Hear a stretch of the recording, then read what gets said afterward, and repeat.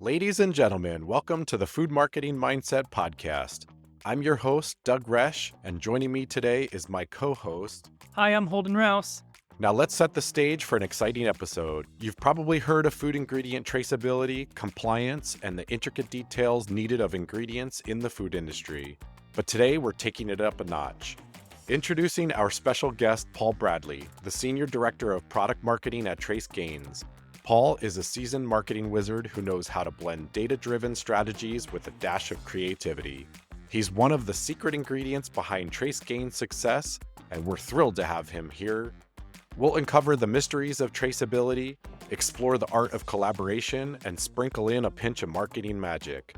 Whether you're a food brand, a supplier, or just a curious foodie, this episode is for you. So grab your headphones, adjust your taste buds, and let's embark on a culinary adventure with Paul Bradley and TraceGains. Paul, thanks for joining us today. Thank you for having me. Paul, could you give us a taste of what happens on the world's largest networked ingredient marketplace?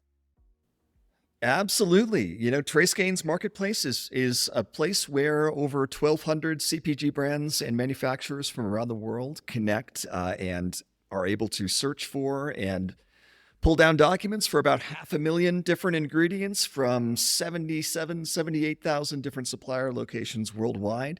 And to do that in a manner where all of that data is standardized and flows very seamlessly through to our enterprise suite of products. That is a lot of companies, actually. 78,000? It's a lot.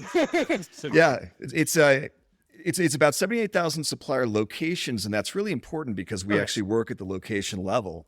That's about, I'd say, around 30,000 probably separate supplier entities that sit behind us. That's Still big a numbers. lot. Yeah. Yeah. Wow. So, I guess going off of that, what benefits does the traceability provide for both the suppliers and the brands using TraceGains? Oh man, yeah. Traceability is the first thing I'll say about that is, we'll talk about this more today, I'm sure, but traceability is a team effort, right? I mean, this is something that the whole industry is going to be coming together on, whether it likes it or not, over the next few years. And then there's such a convergence of factors that are making that happen. I think it's beyond even a simple, kind of cost benefit analysis at this point. You kind of pick your poison. Do you want to talk about food safety and FSMA and the rule for traceability, or do you want to talk about Scope 3 carbon emissions, or are you operating in the EU where you need to be thinking about deforestation regulations, or are you concerned about forced labor, child labor in the supply chain? Are you concerned about putting your best foot forward with consumers? All of these things are pushing us into this environment where I think brands and their suppliers, I use this word on purpose, don't be squeamish, but brands and suppliers need to become a lot more intimate with one another. And that's a big part of what we are out there helping to create and change that we're trying to help create in the industry. That's some great insights. And I think, obviously the intimacy and the traceability, that's obviously something that will matter. So how does TraceGains ensure that ingredients are tracked from their original, from, I guess, their origins to the final product? Yeah, well, like I said, that really is something where I think a lot of entities are coming together now and are going to have to come together across those different domains that I mentioned, because each of those requires slightly different things. Fundamentally, what TraceGains does and has always done is that we are the platform that allows a CPG brand, for example, to pull down all kinds of information that it needs from its suppliers surrounding its ingredients and the materials that it sources. And when you start to think about the origin of those materials, when you start to think about certifications surrounding some of those things that I talked about, and the data that needs to flow through, it's kind of just another flavor of that. And our goal is to really be that platform, almost kind of an agnostic platform, that can work with the various partner organizations out there in the world that are helping to bring that data together. Right now, a big focus for for us around that is different domains of sustainability.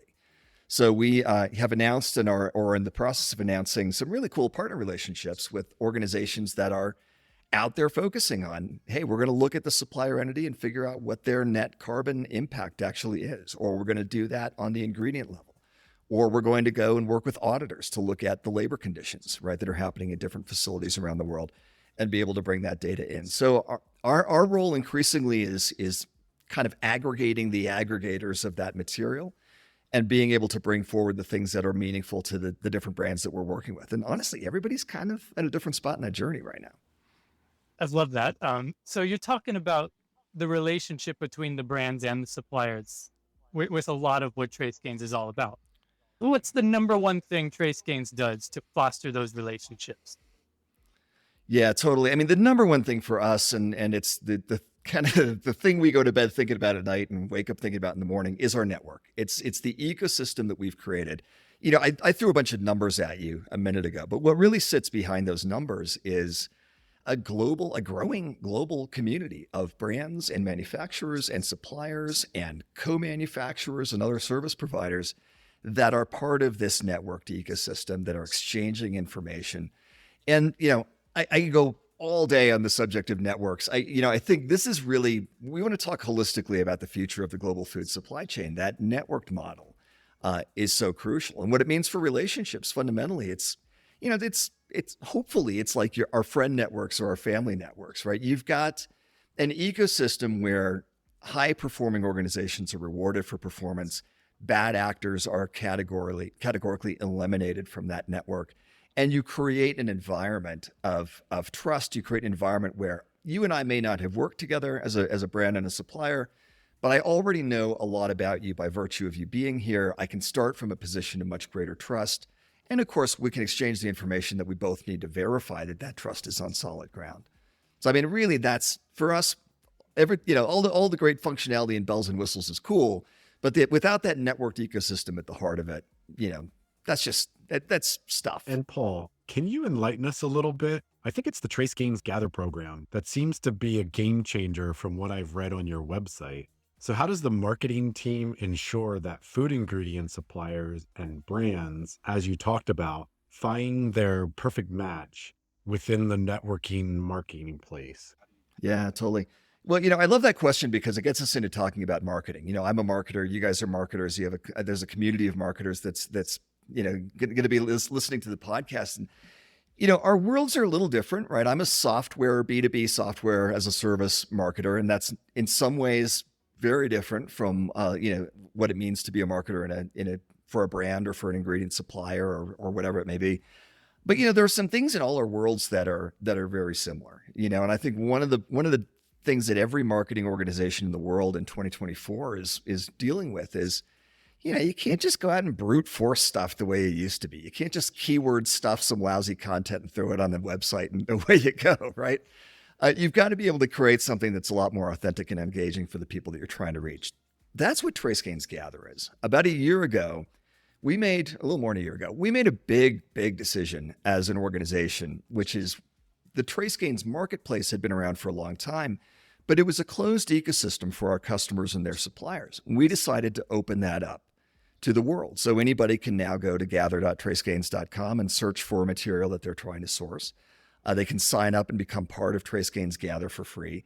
And that was a big part of us saying, you know what, we're just going to put our money where our mouth is. We're going to open ourselves up to the community that we serve. We're going to invite people to come and be part of this.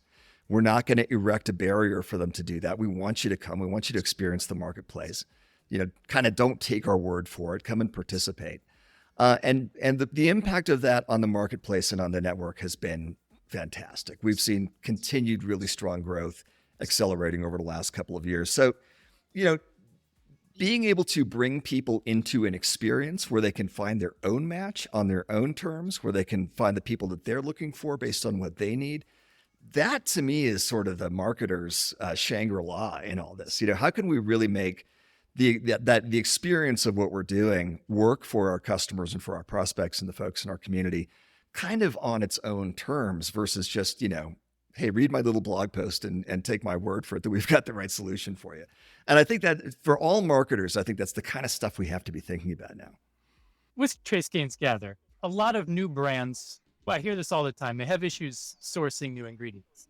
They have issues finding ingredients, finding the suppliers. They have the idea, but they don't know where to get those products, the ingredients. How does Trace Gains go about finding those new brands, those startup CPG brands, and help them, introduce them to this service and getting them that ease of access to, hey, we can help you find what you need. Just use us.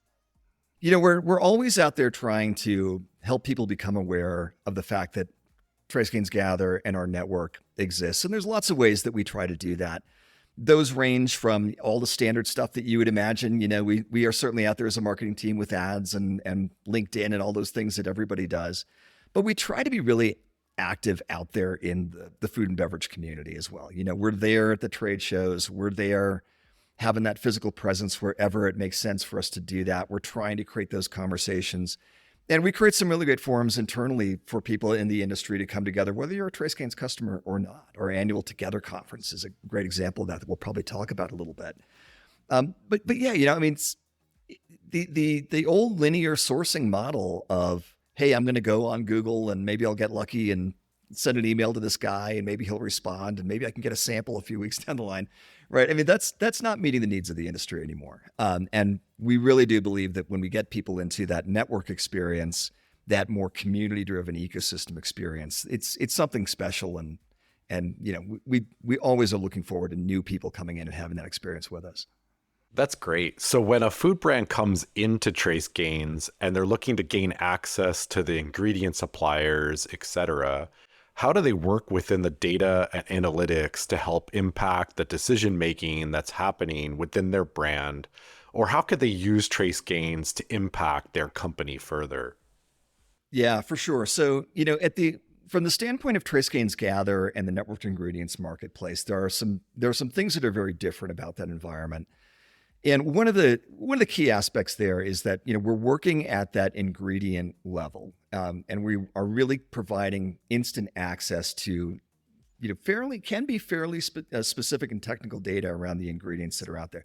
Now, it's always up to suppliers what they choose to expose in the marketplace. So, I always kind of put that in there because if you're out there making bespoke ingredients that are proprietary, of course that's not going to just show up there because we said, right, it's up to you.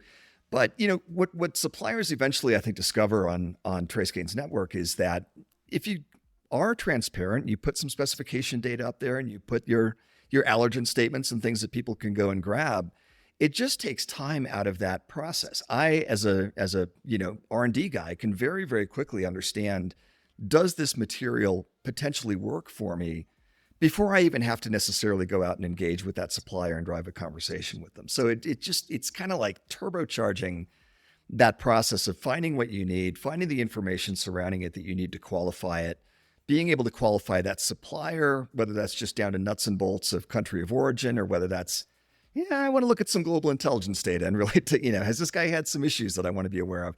All of that stuff kind of flows around that networked ecosystem data. And making those pieces available to the guy who needs to get that sourcing task done right at the front of the process is something that we're doing, I think, pretty differently.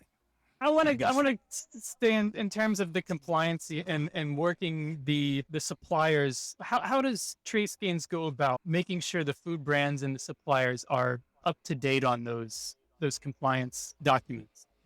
Yeah, so one of the things that we're always trying to think about is where can we use technology to help get those human resources that are in the environment focused on really key, highly value-added tasks and get them out of the repetitive scut work kind of stuff that, potentially the technology itself can help leverage.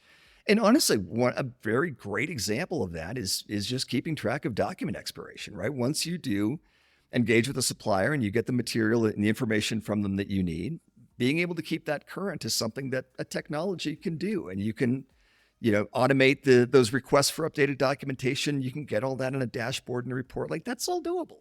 It doesn't happen in a spreadsheet, right? But it happens when you take that next step of digitization. And to me, I tend to think of that as much more than just saving a little bit of time. I tend to think of that again as, how can we really maximally leverage those human resources that we have in our organizations, really get these smart people focused on smart stuff, and look to all the other things that can just be part of an automation flow and make good decisions there. To me, these are the things that can really, kind of create that differentiation between innovative brands that are moving forward and brands that are, kind of keeping their head above water from a compliance standpoint. So, I mean, as we all know, compliance software technology in general isn't really known to be exciting to some regards, right? So How did That's a this? matter of perspective. Well, Right? that's true. That's a from another marketing person. Maybe Right. next year. So how does Trace Gains make compliance appealing, cool, sexy to Sexy compliance software. Sexy compliance. software. I'm gonna trademark that. Can I trademark that? Exactly. Yeah. Copyrighted trademark. Yeah, but no, but it's a really, really valid question, right? And honestly, I would trace it back to what I just mentioned a moment ago, which is, it's not the right way. We all know this. It's not the right way to think about it, to put compliance in a bucket over here and innovation in a separate, golden silo over here, and nobody communicates, right? If we're taking care of compliance and we're interweaving compliance in really effective ways into how we innovate and how we develop new ideas and how we attack new markets, now you're talking something that actually is a little bit sexy, right? It becomes an enabler for innovation versus just, a millstone that you got to drag around and take care of all the time. So, but what does that actually mean in real terms? And one of the things that we like to talk about is, again, the silos, walls, barriers within organizations. That's the norm. They exist everywhere. And, breaking down those barriers, and not like Miley Cyrus on the wrecking ball thing, but, just through collaboration and better relationships between teams, that's really powerful. Right. And you can really, I think, create an organization where, you're taking care of the basic compliance tasks. You're automating as much of that as possible. But what you're really doing is building a culture of compliant innovation, a culture where, in fact, being able to meet those compliance obligations and source creatively and think strategically about your manufacturing value chain, all of that converges on doing cool stuff.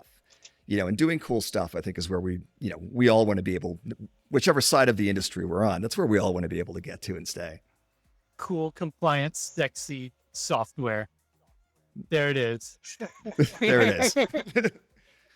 And Miley Cyrus Cyrus on a on wrecking ball. So as consumers are increasing demand for transparency, I see that everywhere now. Like, people want to know where their food comes from. What's Trace Gains doing to ensure that where the ingredients that are being put in the database come from? Yeah, there's a lot of things that go into that. I'll mention one very concrete example because it's top of mind for us. In the last year or so, we were taking a look at where we sat in the marketplace, and we're like, man, there is still a lot of struggle out there around just the nuts and bolts of accurate labeling, right? Making sure that I'm communicating accurately to consumers about what's in the freaking wrapper, right? So we went out to the end of last year, we announced the acquisition of a company called NutriCalc out of the UK, which is a fantastic nutritional calculation solution that gives us, all the nutritional reporting and labeling formats that for, most applications around the world that we can use. And it's a very high level of accuracy and very, very usable. We're like, okay, let's do that. Let's bring that into the product. But that's one expression of what you're talking about. I think, ultimately at the end of the day, being able to really say with a lot of confidence, I am part of a supplier network and a manufacturing value chain that are trustworthy, that are verifiable, for which I can at any point, produce the documentation that I need to do. I'm cool. I'm audit ready all the time.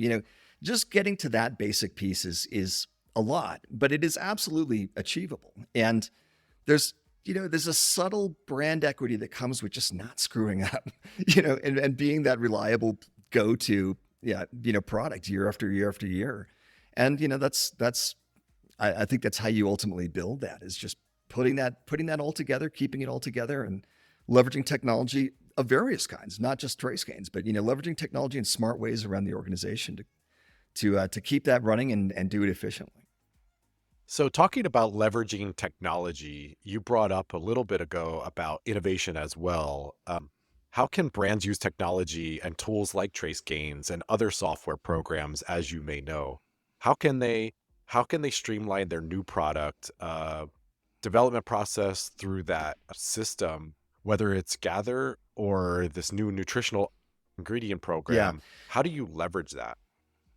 It's fun because it's one of those things where I'd love to be like, well, here's the thunderbolt. You just do this and then everything comes together, but the reality is, as we're kind of talking about, this is a complex business, and it really has to do, I think really streamlining innovation has to do with looking holistically from the point that you're ideating something to the point that you're, starting the process of developing that material to the point that you're actually commercializing that and moving into production.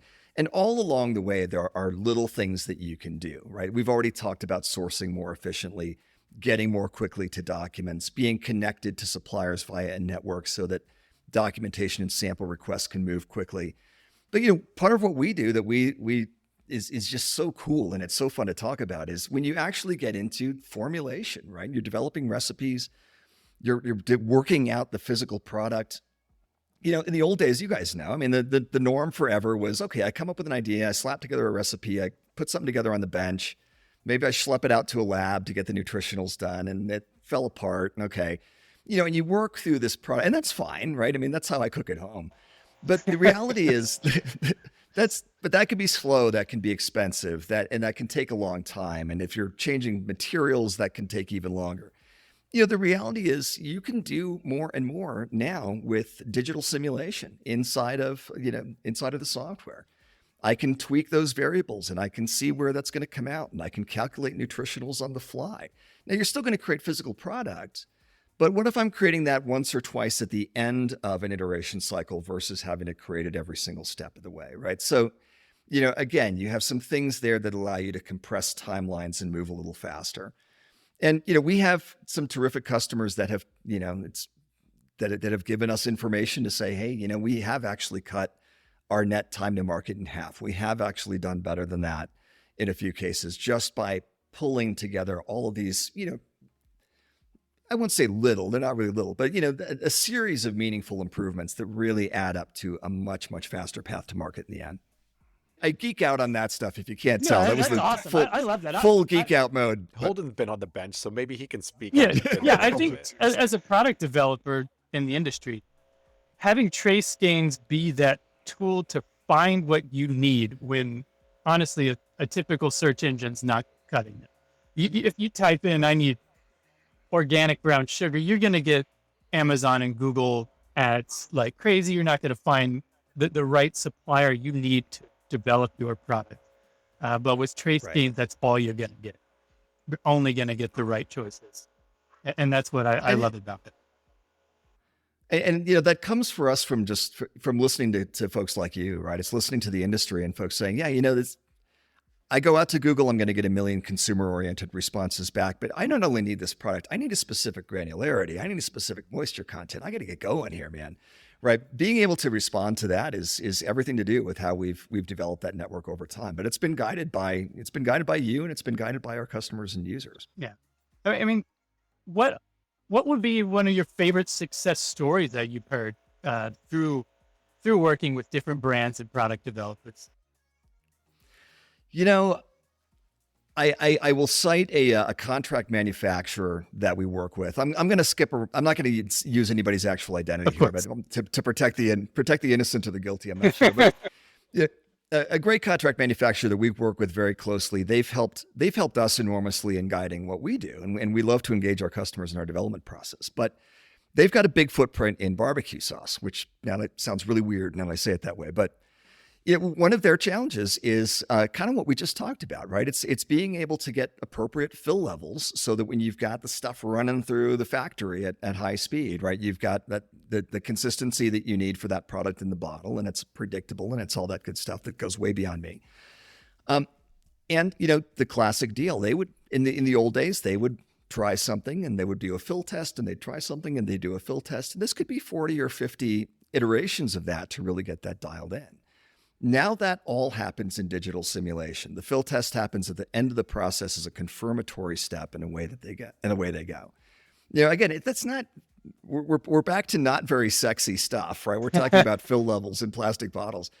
But man, if that's the organization and you are responding to a customer and you're being able to come back with product that meets their needs and gets them to market, and you're able to do that in a few days instead of a few weeks, that's a big deal. That's a big differentiator for you in that market. And we love being able to enable that. That's amazing. I think getting back into some sexiness here, as a fellow marketer, I'd like to talk a little bit about brand narratives, right? So every brand, you have the opportunity of building this unique story and this proposition of value. How do you think Trace Gaines has done, or have you done this yourself, building a crafting, compelling story that build this brand? All of this leveraging some of Yeah. the success stories, et cetera, that you guys have done. How do how do you put all of these pieces together into a narrative that works best for transparency? I think that's such a crucial question. And again, this is one where I think all marketers in one way or another are dealing with this in their own way. I think for us and our team talks, believe me, we talk about this. Like this is something that we're always kind of soul searching on. And, when we go out for beers, this is where the conversation always winds up. And I think a lot of it has to do with really having a point of view, right? Really having a perspective. And when I say point of view, I don't just mean like a value prop. I mean like a view of the industry, a view of what's important, a view of what's meaningful, and a sense of what kind of change in the industry we want to be part of. A little over a year ago, we actually published a manifesto. It's on our website. You can go and read it. And really talking about things that we felt were valuable or that we felt were important, necessary pivots for food and beverage and for the industry as a whole. Things like we feel, we'll come out and say we feel like, the actual users, the frontline personnel have traditionally been underserved by a lot of the big old legacy ERP level software platforms that have been out there, right? They weren't necessarily designed with, the frontline individual in mind. And so we try to really elevate the user because we think if the user isn't able to do their job effectively, nothing's going to happen effectively. One example out of many, but, we think hard about sustainability. We find parts of that world to be incredibly compelling and things that need to guide what we do and what we prioritize, not just from a dollars and cents perspective, but because it's where we know the industry has to get to. So, I think if you've got a point of view, you're able to communicate it, you're able to get on stage at a trade show or bring people to a conference and have that conversation, and battle back and forth and have some good, healthy debate around it. It all comes back again, I think, to that sense of authenticity and that sense of, there's more to this than just, I'm going to calculate a little ROI return on making this particular investment. It's more like, are we going in the right direction as a community? Are we building the right ecosystem for that to happen? And that gets a lot more exciting. The next time we have you on, we're going to have some beers and talk about that as well. Let's do it. Let's do it. So you've alluded to a couple times now in terms of building this vibrant community at Trace Gaines. Could you talk a little bit more about how the marketing team fosters engagement with that community, discussions, building team knowledge, sharing among its users, and then how you interact with those users as well? Yeah. Well, and it's super important for us because, like I kind of alluded to earlier, I mean, look, I've been in technology for, I'm going to say, a long ass time. I mean, for more than 25 years. But I am not a food scientist. I am not a quality and compliance guy. I'm not a microbiologist. These are not the areas where I have deep firsthand expertise. We get that from building strong relationships with our customers and with our users. And so we look for a lot of different opportunities to do that. A key piece of that certainly is our annual Together conference, which I mentioned earlier, which has had fantastic growth over the last several years. It's a virtual conference. It happens over 2 or 3 days, depending on the roster. We had about 1,500 people attend that last year, or actually earlier this year in January. And we're able to foster a two-way conversation with both our customer community and just interested people who are out there around the industry or following the industry and who want to come and be part of that. We have added to that this year to have in-person get-togethers around the country. We just did one, actually we have one this week in Chicago. I'll be flying to London to do one in a couple of weeks. So that we're on the ground in the environment, actually hearing from people. And then, in addition to a number of other things, we really do very intentionally engage customer working groups and advisory committees for a lot of the stuff that we need to navigate. That's, people getting together to talk about what the product needs to do to be better at handling food content, surface packaging problems, to regulatory arenas, to, the big topic of sustainability, to, again, customers who work with us very, very closely on actual development and design for the product. So all those different arenas, wherever there's an opportunity for us to directly engage, pull someone into a conversation, or just, put feet on the ground, in an environment where our customers are, where users or the community is, we're trying to do that. It sounds like we should have waited a couple of weeks from now, and we could have done this in London. Yeah. It's not too late. It's not too late. There you go. And get some beers there too. Yeah, exactly. Head to the pub. As someone that's been a product developer and having to deal with regulatory compliance is the nightmare of my life in general, how does TraceGains Gather help brands navigate the complex regulatory landscape? Yeah. TraceGains Gather for sure, but really our entire enterprise, set of products kind of aligns around this.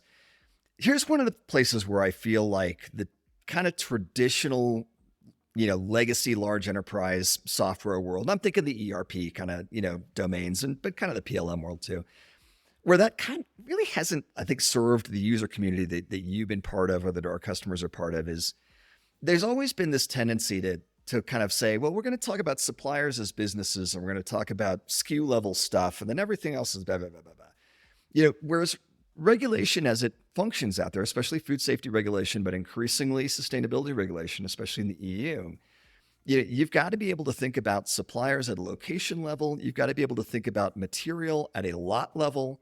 You've got to be able to actually get down to the point of this stuff on this loading dock, which came off of this truck from this place, is in spec or out of spec, is compliant or not compliant. And by the way, I know where it was cultivated, and I know, in the event of an issue, I can trace it to that, or I can, again, for our friends in Europe, which is a bigger and bigger part of our business, that stuff's no joke, man. You've got to be able to actually very clearly demonstrate that certain categories of material did not come from a cultivation environment that resulted in forestation loss, right? But that is really getting down to, again, locations, distinct items, actual lots of material that are moving through the supply chain and being able to manage things at that level. So, we from the get-go knew that we needed to architect our system around that set of needs. And that's some complicated stuff, dude. It's taken a lot of continued work over and a lot of great customer input over the years to really get that dialed in. But, we are very, very proud at this point, I think, of having a solution that we feel is, a truly comprehensive tool for addressing those regulatory requirements at the level that those requirements actually function. And having a tool that is actually purpose built from the ground up, from that level of detail to be able to manage that and to do it in a world that's just getting more complex. I mean, at our last customer get together, I asked the question, how many of you have fewer suppliers in your network now than you did 4 years ago? And of course, not a single hand goes up. Everybody has more. Everybody's got a more complex supplier network. Increasingly, everybody's got a more complex manufacturing value chain, more outsourcing, more handoffs within just the actual manufacturing part of the aspect of the process. So, you got to embrace that complexity. You got to lean into it. I think we've been doing that for a long time. And, it's as that complexity increases and as the regulatory hand gets heavier in some markets, we're there for that. I think the paperwork involved in brands building their businesses is incredibly difficult, right? It's not easy. No, not at all. It's kind of, and this isn't to criticize things like safety regulation, because we need those, right? Like, don't get me wrong. That's not where I'm coming from here. But yeah, the complexity of managing that becomes a restriction on innovation, right? I mean, that is you guys know, that's a huge barrier for food startups. You've got a great idea. You've got a cool product in mind. You've got something that really could be transformative. People want it. It's exciting. And then you look at what you've got to do just to get over the initial compliance hurdle. And it's like, maybe not. Right. The thing is that is TraceGains seeing a niche, build a business opportunity around it, right? And yeah, we want to be part of the solution for that. I mean, that's so us. And again, coming back to that point of view and values, and that's meaningful. That's those small brands, I think, are the big engines of innovation in the industry. And, we want to help make that happen. And I think the tools that you've built seem like they're able to monitor and build these high standards around paperwork, ingredient specifications. And I like to just, I guess, finish with how would you see a brand really being able to mitigate the risks around ingredient quality, safety that you could say that last big secret sauce that you'd put to the table for Trace Gains? Yeah, there's a million ways to answer that. I think the one that I'll choose is to go back to what I mentioned earlier around automating the parts of the process that make sense to automate. If you can have technology that is smartly applied, and again, this doesn't just have to be a Trace Gains thing, right? There's a lot of technology out there, but if you have technology in your organization that is smartly applied to be able to tackle a lot of that repetitive management stuff, such that you're freeing up the humans in the organization and their creativity and their diligence and their passion to really focus on issues, focus on exceptions, focus on where their energy is really going to do the most good.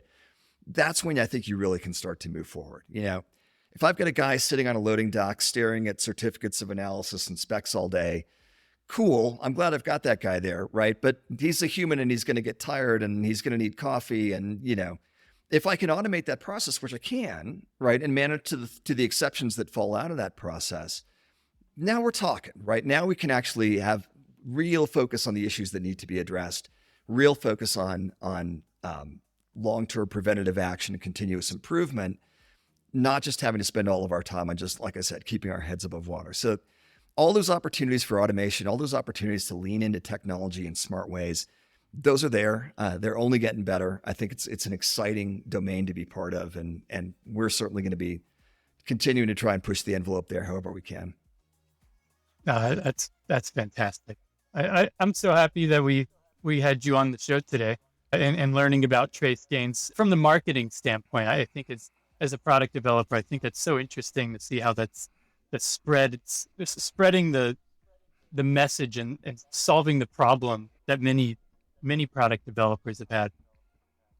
Yeah, I would agree. And hopefully our audience today has gotten a chance to really understand the mysteries of traceability and how Trace Gains can help mitigate some of those risks and take out some human elements that may cause errors as well, and build their own brands, right? As a supplier, make impactful decision making sound like a key aspect that Trace Gains can really leverage. Well, it's an exciting place to be. I mean, I love this industry. I think we all do, as much as it drives us all crazy sometimes. I think we're all here by choice, right? And we're all invested in it. So yeah, I really appreciate you guys having me on the program. It's been a blast to talk to you about this. It's always really fun, I think, when marketers from different domains can come together and talk about their world. So yeah, thanks very, very much for having me on. I'd be more than happy to pop back anytime. Awesome. Thank you. And that's a wrap on today's episode with Food Marketing Mindset. I'm Doug Resch. And I'm Holden Rouse. And a big thank you to our visionary food marketer who shared their secret sauce with us, Paul Bradley. Remember, the world of food marketing is everywhere. It's powerful and it's effective. Don't forget to subscribe, leave us a review, and share this podcast with fellow innovators. For more delicious content, follow us on our social channels and visit our website. Stay tuned for another serving of Food Marketing Mindset, where your appetite for growth meets the taste of triumph. Stay seasoned, stay inspired, until we meet again on the next episode of Food Marketing Mindset.